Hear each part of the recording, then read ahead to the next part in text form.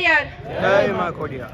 હું બાવલિયારીની દીકરી અને ભાલની દીકરી આપ સૌને અહીંયા આજે સભામાં પધાર્યા છો અને આપણી અસ્મિતાનો સવાલ છે અને એમાં આપ મોટી સંખ્યામાં દૂર સુદૂર રાજસ્થાનથી બીજા રાજ્યોથી પણ જે કોઈ ભાઈઓ પધાર્યા છે એમનું અહીં સ્વાગત કરું છું. અને અહીંયા સ્વાગત ન હોય, આ સ્વયંભૂ છે.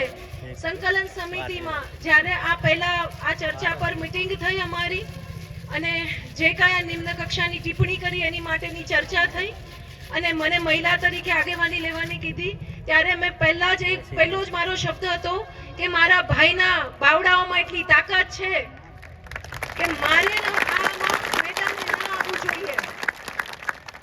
પણ આપણી અસ્મિતાનો સવાલ છે.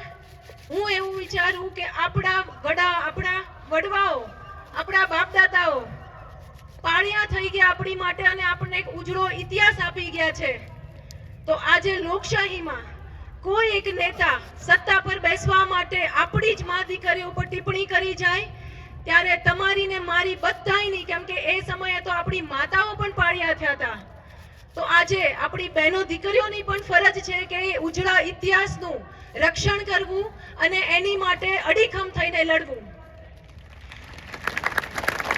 પહેલા જ્યારે ભૂંગીઓ વાગતો દળ આવતું આપણે ક્યારેય જોતા નહીં કે સામે કેટલા છે અને ઉપડી પડતા. તો અત્યારે આપણને ખબર છે લોકશાહી છે, આપણે જે લડત આપશું એનું પરિણામ શું આવશે મને ખબર નથી, તમને ખબર નથી. પણ હા, એક જુસ્સો છે કે આજ પછી આ લોકશાહીમાં કોઈ પણ નેતા સત્તામાં આવવા માટે, બહેનો દીકરીઓ માટે અથવા કોઈ પણ પ્રકારની નિમ્ન કક્ષાની ટિપ્પણી જ્યારે કરશે ને ત્યારે એને 2 વાર આ ક્ષત્રિય આંદોલન યાદ આવશે. અને આપણે જે અસ્મિતા સભર આપણા જ્યારે લોકશાહી આપી ત્યારે આપણા રજવાડા આપ્યા ત્યારે આપણો ઉજળો ઇતિહાસ આપ્યો હતો.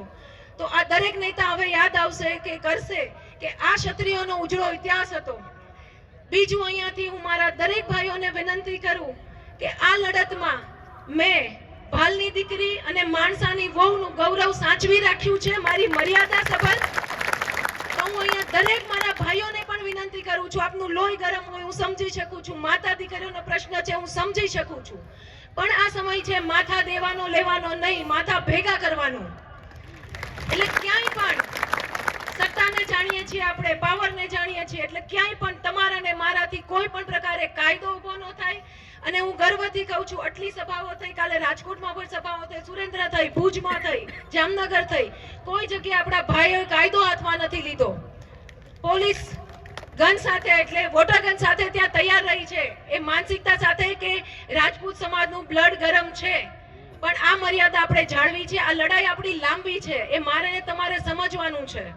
એટલે મોટામાં મોટી સંખ્યામાં માથાઓ ભેગા થાય, બહારના રાજ્યોથી પણ આવે અને આ આપણું આંદોલન રાજ્યની બહાર પણ જાય. કેમ કે માત્ર આપણા ગુજરાતનો સવાલ નથી, ગુજરાતની રાજપૂતોનો સવાલ નથી, આ ભારત વર્ષના રાજપૂતોનો સવાલ છે, સર્વ ક્ષત્રિય સમાજ અને સર્વ જ્ઞાતિનો આ સવાલ છે. ફરી કે હવે ભૂંગીઓ વાગ્યો છે તો બધાયનો માંડવો મેદાને હોવો જોઈએ. જય માતાજી.